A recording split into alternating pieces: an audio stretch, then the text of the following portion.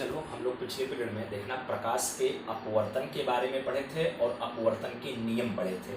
तो अपवर्तन के नियम में अपवर्तन का जो पहला नियम था, आपतित किरण, अपवर्तित किरण तथा आपतन बिंदु पर खींचा गया अभिलंब तीनों एक ही बिंदु पर स्थित होते हैं। और दूसरा था आपतन कोण की साइन और अपवर्तन कोण की साइन का अनुपात नियत होता है, जिसे पहले माध्यम के सापेक्ष दूसरे माध्यम का अपवर्तनांक कहते हैं। तो जो दूसरा नियम था उसी नियम को स्नेल का नियम भी कहा जाता है। उसी से रिलेटेड प्रश्न है, ध्यान देना, महत्वपूर्ण प्रश्न है।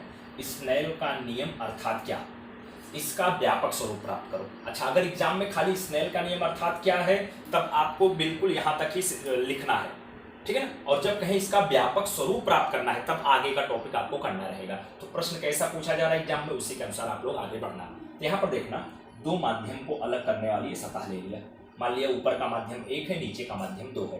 अब देखना ये आपतित किरण है, ये अपवर्तित किरण है। अब देखना अपवर्तित किरण अभिलंब की ओर झुकी है, इसका मतलब माध्यम 1 विरल माध्यम है, माध्यम 2 सघन माध्यम है, इसलिए अभिलंब की ओर झुकी है। मान लिया यहाँ का निरपेक्ष अपवर्तनांक n1 है, यहाँ का निरपेक्ष अपवर्तनांक n2 है, ठीक है। और ये θ1 कोण है जिसको आपतन कोण कहेंगे, ये θ2 कोण है जिसको हम अपवर्तन कोण कहेंगे। तो स्नेल के नियम की परिभाषा क्या होगी, आपतन कोण θ1 की साइन तथा अपवर्तन कोण θ2 की साइन का अनुपात नियत होता है, जिसे पहले माध्यम के सापेक्ष दूसरे माध्यम का अपवर्तनांक कहते हैं। इस कथन को स्नेल का नियम भी कहते हैं। अर्थात sin θ1 बटे sin θ2 बराबर नियत, नियत या नियतांक, नियतांक मतलब कांस्टेंट, जिसका मान स्थिरांक भी आप कह सकते हैं, मतलब जिसका मान निश्चित होता है, बदलता नहीं है। या इसी को n21 भी कहा जाता है, पहले माध्यम के सापेक्ष दूसरे माध्यम का अपवर्तनांक। तो sin θ1 बटे sin θ2 बराबर n21 समीकरण नंबर 1, ठीक है। पिछले पीरियड में आप लोगों को सापेक्ष अपवर्तनांक की परिभाषा बताया था। सापेक्ष अपवर्तनांक की परिभाषा से n21 बराबर v1 बटे v2, वही कहा था ना, माध्यम 1 में प्रकाश की चाल और माध्यम 2 में प्रकाश की चाल के अनुपात को माध्यम 1 के सापेक्ष माध्यम 2 का अपवर्तनांक कहते हैं।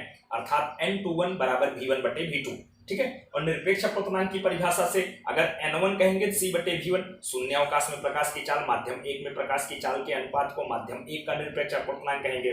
या n2 बराबर c बटे v2, मतलब शून्य अवकाश में प्रकाश की चाल माध्यम 2 में प्रकाश की चाल के अनुपात को माध्यम 2 का निरपेक्ष अपवर्तनांक कहेंगे। तो निरपेक्ष अपवर्तनांक की परिभाषा से n1 बराबर c बटे v1, अगर यहाँ से हम v1 का मान निकाले तो v1 यहाँ चला जाएगा, n1 उसके स्थान पर आ जाएगा, तो v1 बराबर c बटे n1 हो जाएगा। इसी तरह से n2 बराबर c बटे v2, यहाँ से अगर v2 का मान निकालेंगे तो v2 यहाँ चला आएगा, n2 उसके स्थान पर आ जाएगा, तो v2 बराबर c बटे n2 हो जाएगा।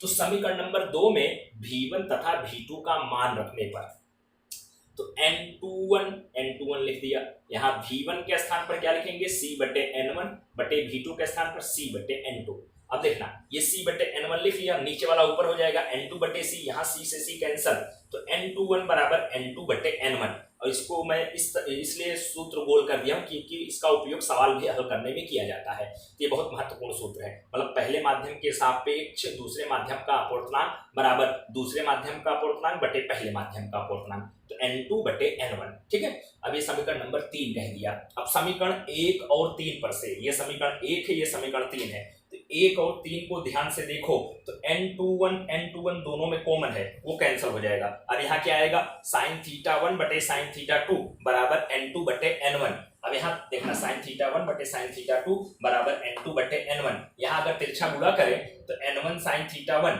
बराबर क्या आएगा, n2 sin θ2 आपका आएगा, ठीक है। तो ये स्नेल के नियम का व्यापक स्वरूप प्राप्त हो गया, ठीक है। अब देखना अगला जो प्रश्न है, आयताकार कांच के टुकड़े से प्रकाश का अपवर्तन समझाना है और लेटरल शिफ्ट, जिसको पार्श्विक विस्थापन या पार्श्व विस्थापन भी कहा जाता है, इसको परिभाषित करना है। तो ए बी सी डी एक आयताकार कांच का टुकड़ा है, ठीक है। अब इस ए बी सी डी आयताकार कांच के टुकड़े पर PQ प्रकाश किरण को आपतित किया।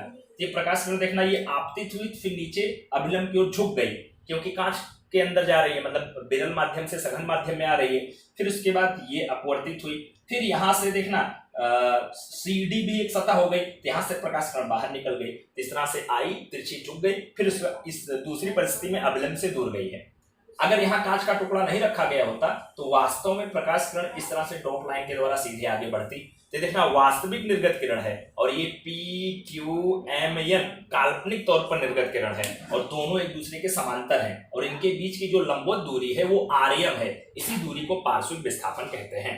तो ये चित्र आपको बनाना रहेगा। फिर लिखना क्या रहेगा, आकृति में ABCD आयताकार कांच का टुकड़ा है जिसमें प्रकाश का अपवर्तन दर्शाया गया है। अब आकृति में AB सतह है और PQ आपतित किरण और QR अपवर्तित किरण है। पुनः DC सतह है और QR आ रही है आपतित किरण और RS अपवर्तित किरण है। अब यहाँ पर देखना, PQ किरण जिस कोण से प्रवेश करती है, RS किरण उसी कोण से बाहर निकलती है। देखो यहाँ θ1 कोण से प्रवेश किए तो यहाँ θ3 कोण से बाहर निकली है, तो दोनों का मान समान होगा, θ1 बराबर θ3। ठीक है।